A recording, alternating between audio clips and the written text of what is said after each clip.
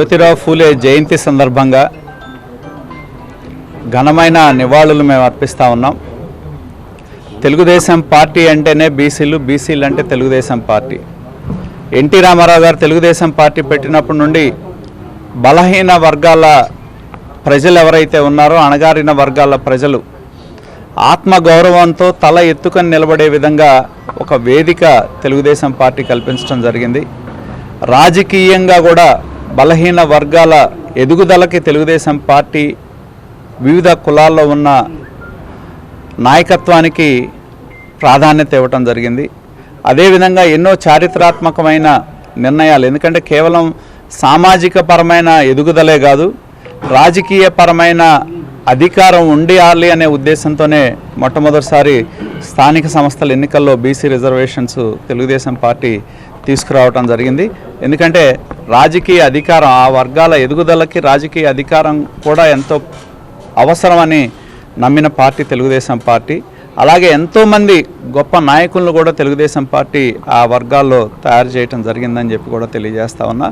గతంలో ఎప్పుడూ కూడా నిరాదరణ గురైన వర్గాలు ఎవరైతే ఉన్నారో ఆ వర్గాలకి నాయకత్వాన్ని అందించి ఇవాళ మన మధ్య లేకపోయినా ఎర్రనాయుడు గారు లాంటి వాళ్ళు కావచ్చు, దేవేంద్ర గౌడ్ కావచ్చు, యనమల రామకృష్ణుడు గారు కావచ్చు, ఎంతోమంది చదువుకున్న యువకులకి రాజకీయపరమైన అవకాశాలు తెలుగుదేశం పార్టీ కల్పించి ఆ వర్గాలకి ప్రాధాన్యత ఇవ్వటమే కాదు, ఎదగడానికి అవకాశం తెలుగుదేశం పార్టీ కల్పించడం జరిగింది.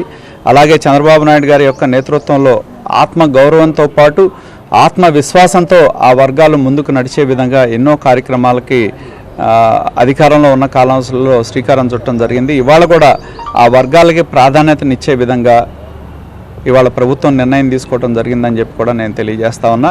ఎన్నో రకాలైన సంక్షేమ కార్యక్రమాలు అమలు చేయటం, అలాగే ప్రత్యేకించి విద్య మీద దృష్టి పెట్టి ఏవైతే ఆ విద్యని సంపూర్ణమైన మార్పు చేసే విధంగా, మెరుగైన విద్యను అందించే విధంగా ఇవాళ మరి నారా లోకేష్ గారి నేతృత్వంలో విద్యాశాఖ పరంగా చర్యలు కూడా తీసుకోవడం. ఎందుకంటే ఎవరు ఇవాళ పూలే గారు పోరాటం చేసిన ముఖ్యంగా మహిళల చదువు, అంటరానితనం, వీటి మీద ఆయన పోరాటం చేయటం జరిగింది. స్వాతంత్ర్యం రాకముందు మహిళలకి విద్య అవసరం అని చెప్పి సావిత్రి ఫూలే గారి యొక్క నేతృత్వంలో మరి మొట్టమొదటిసారి బాలికల పాఠశాలని ఆనాడు ఏర్పాటు చేయటం జరిగింది. అలాగే అస్పృశ్యతకి వ్యతిరేకంగా ఆనాడు పోరాటం చేయటం జరిగింది. బలహీన వర్గాల యొక్క అభ్యున్నతి కోసం ఆయన కృషి చేయటం జరిగింది. వారికి నివాళులు అర్పించటమే కాదు, ఆయన ఆశయాలను ముందుకు తీసుకువెళ్ళటమే తెలుగుదేశం పార్టీ ప్రభుత్వం యొక్క ఆశయం. దానికి అనుగుణంగా ఇవాళ ఎన్నో కార్యక్రమాలు ఇవాళ ప్రభుత్వం ముందుకు తీసుకొని వెళ్తూ ఉంది. అలాగే ముఖ్యంగా మహిళలు మనం చూసినా కూడా మహిళల్ని ఇవాళ ప్రభుత్వం ఆర్థికంగా ఎదుగుదల కల్పించాలి అనే ఉద్దేశంతో ఇవాళ కార్యక్రమాలు తీసుకొని ముందుకు వెళ్తూ ఉంది. మహిళలకి కుటుంబిషన్లు కావచ్చు, వాళ్ళు వ్యాపారం చేసుకోవడానికి సహకారాన్ని అందించడం కానీ, డోక్రా ద్వారా వాళ్ళకి వడ్డీ లేని రుణాలు ఇవ్వటం కానీ, తక్కువ వడ్డీతో రుణాలు ఇవ్వటం కానీ, వాళ్ళని ప్రతి ఒక్క కుటుంబం ఆర్థికంగా ప్రతి మహిళ ఎదగాలనే లక్ష్యంతో ఇవాళ ప్రభుత్వం కార్యక్రమాలు తీసుకొని ముందుకెళ్తా ఉంది.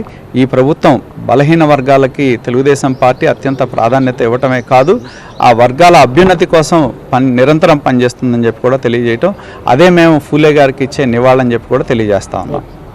జోహార్ జ్యోతిరావు ఫూలే గారు, కొనసాగిస్తాం ఫూలే గారి ఆశయాల్ని. ఏంటి